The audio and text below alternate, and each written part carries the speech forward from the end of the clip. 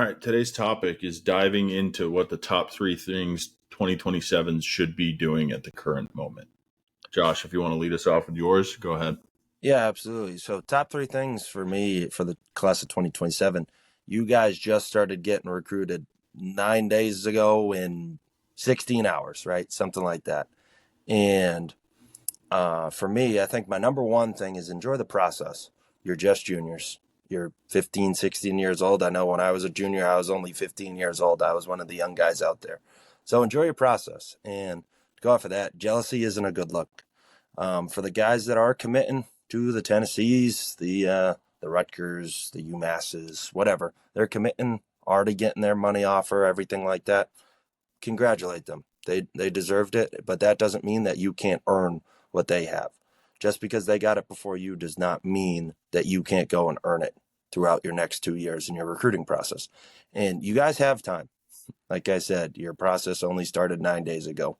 You got another whole 2 years before you might sign on the dotted line for some money or just commit to a school that you want to go to. No big deal. Start crushing the weight room.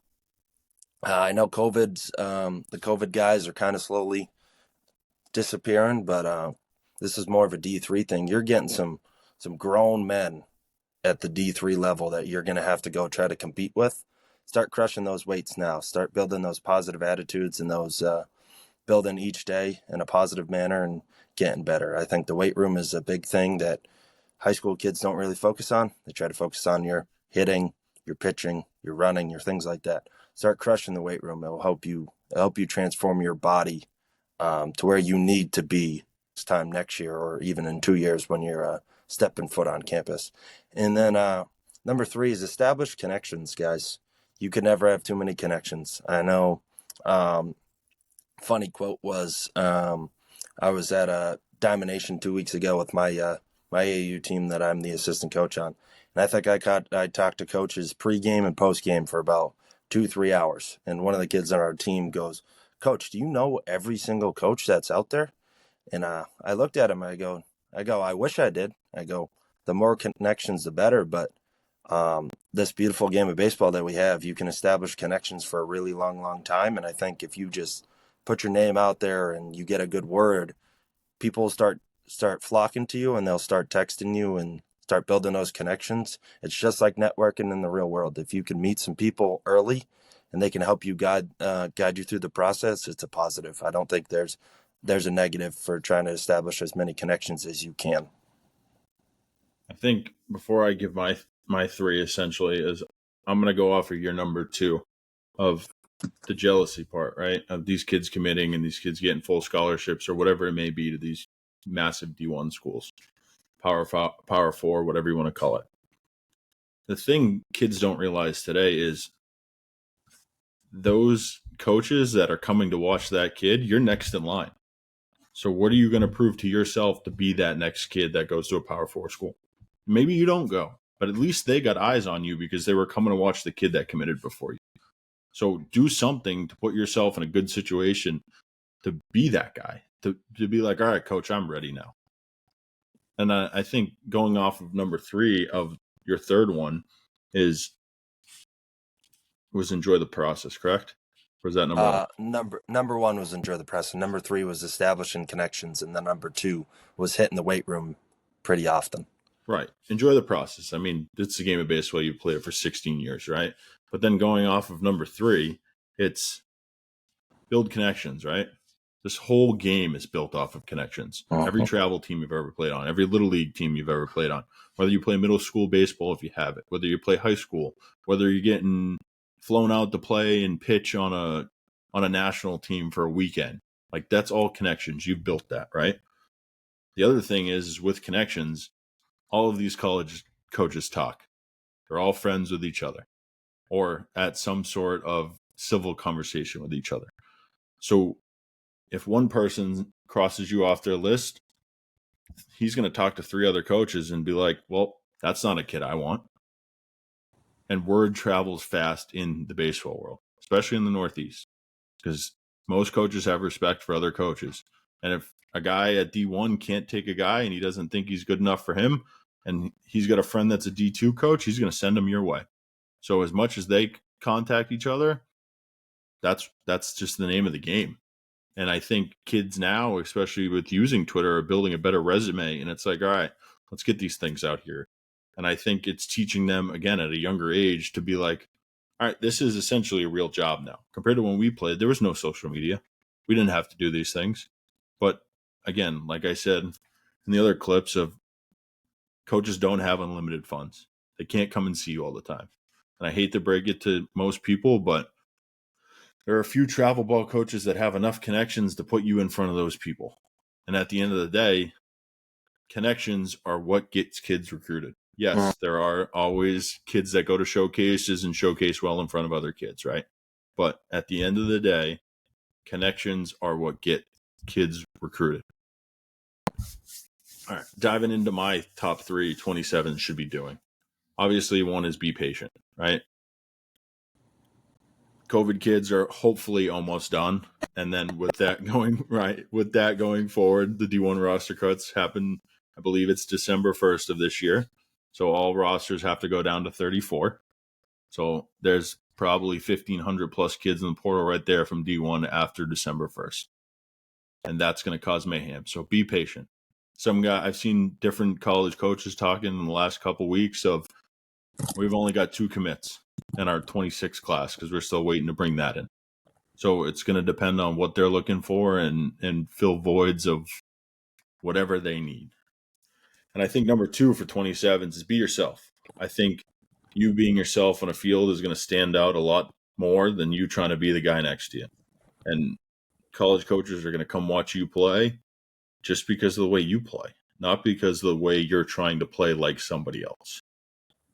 And number 3, I think the biggest point here that I can say is when you're talking to college coaches, understand that you're buying the coaching staff, not the gear, not the field, not the division they play at. If you can't mesh well with a college coach, and that might be your dream school, that's not going to work for you. And people tell me all the time, they're like, how can I get that vibe?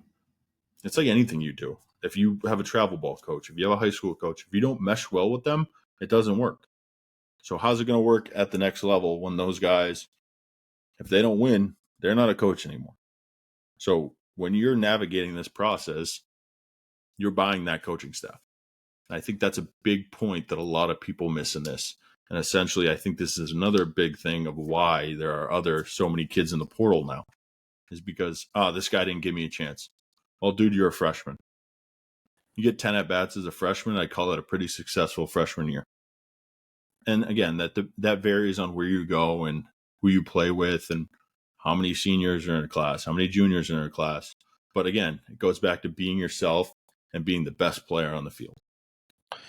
Yeah, for me, while you were talking, I looked up how many Division I baseball teams there are.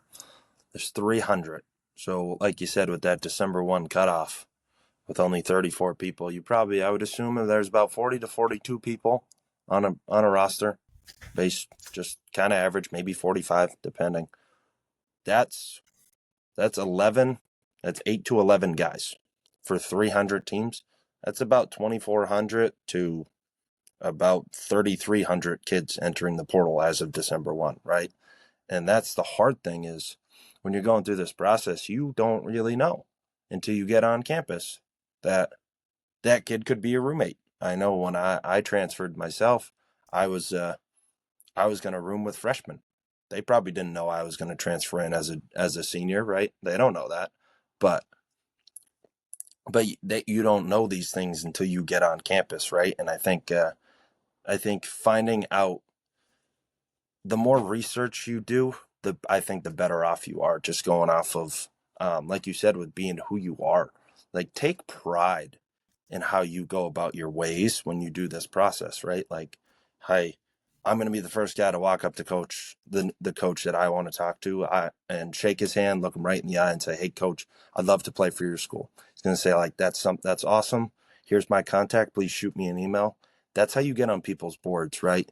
And these things like that, it's how do you stand out compared to everybody else? And when it's coming to the 27th class, D3s are still just on 20. They're just starting their 26 process. Obviously, they've had some guys in the wings, but their process starts the end of this month and starts into September. So those D1 schools, those D2 schools, if they don't come calling right away, it's all right. It's life, right? We got time. Just breathe. It's no big deal. Don't make a big fuss about it. Just enjoy what you're doing. And for you 27s out there, just post away, man.